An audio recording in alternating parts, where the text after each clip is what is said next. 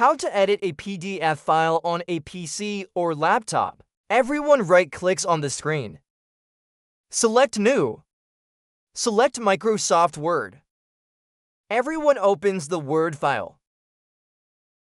Select File. Select Open. Select Browse.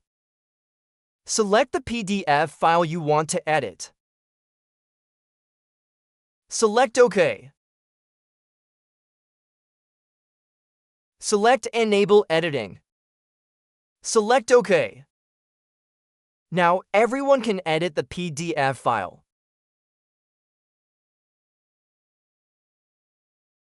After editing, everyone wants to save the file.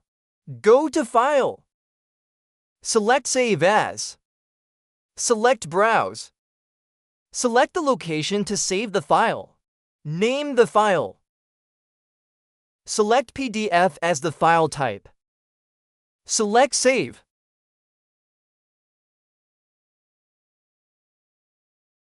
It's that simple. You have successfully edited a PDF file on a PC or laptop.